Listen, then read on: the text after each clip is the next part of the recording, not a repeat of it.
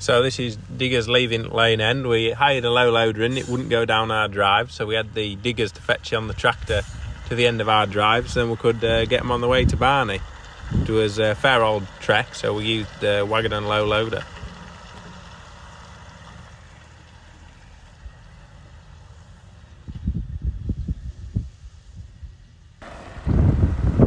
We had a hell of a job to get him in.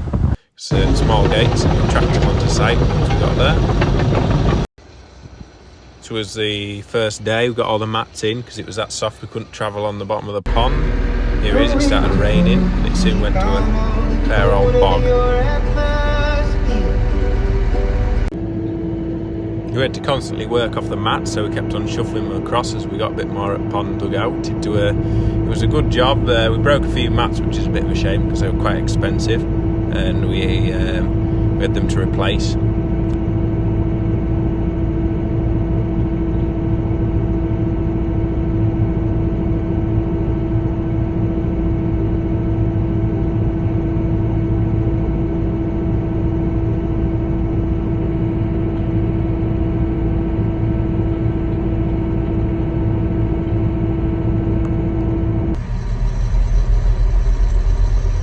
This was a load of the sloppy stuff that had seeped up through the mat, so we dug that off with a clean up bucket and got shot of that.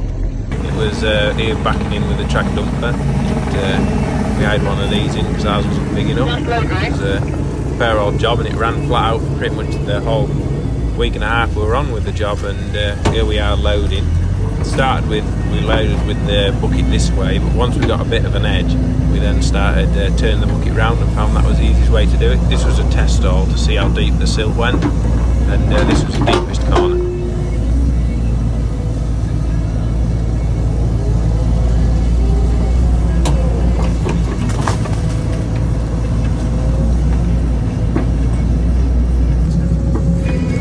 Once we got into we knew our depth, we used the bucket backwards and like a face shovel. It was the most effective way of digging it out and loading into the dumper. We mastered the technique by the time we got to the end of the pond, and we cleared the top silt that was too soft to travel on with the Hyundai 14-ton digger.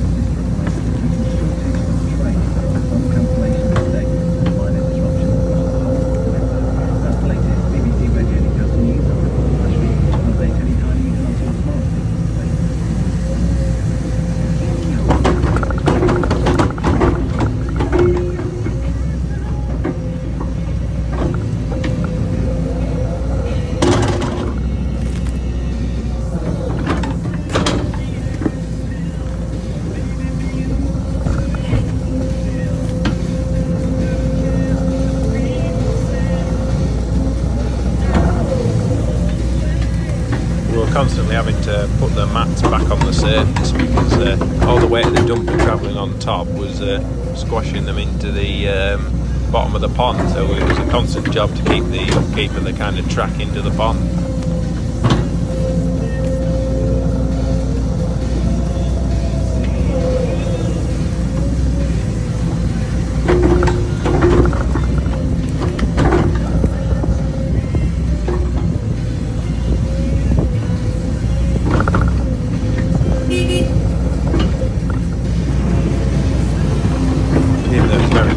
Wet, the dump handled it no bother. It was very slippery on the digger. The track dumper on its rubber tracks never even knew about it really.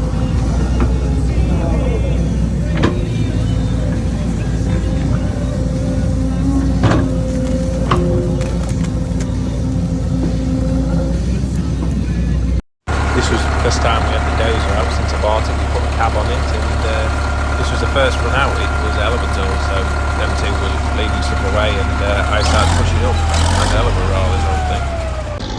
I was fairly ropey on the dozer when I first started, but I mastered it by the end of the job, and I could push the silt off quite nicely. It did a hell of a job. It shifted more muck than we ever thought it would, even just for a little D4. It made the job happen a lot quicker. The amount of muck it could shove it with one push was unbelievable. It really did its job, and it paid for itself just on that job, so it was a big success. It never let us down once.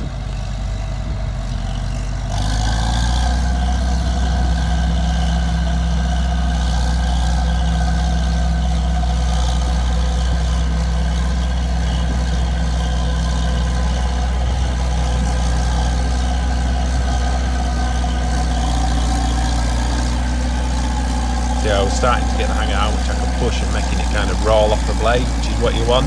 I've not done that much dozer driving, so this was kind of a first for me. But for a 1960s dozer, it did really well.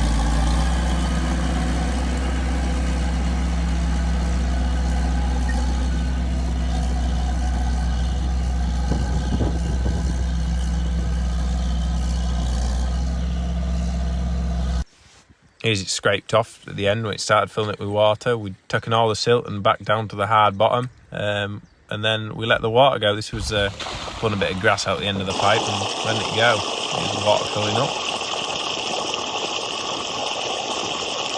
Took a while to fill up, but this here is it full of water and up to level. We got the dam in, and that was success. Job done. Which is we low-loaded the machines back, so we're going to separate jobs. The cat went first, took that back with the dates, and no, it was a success. The old cat did well again. We broke the bottom window, but soon got another one.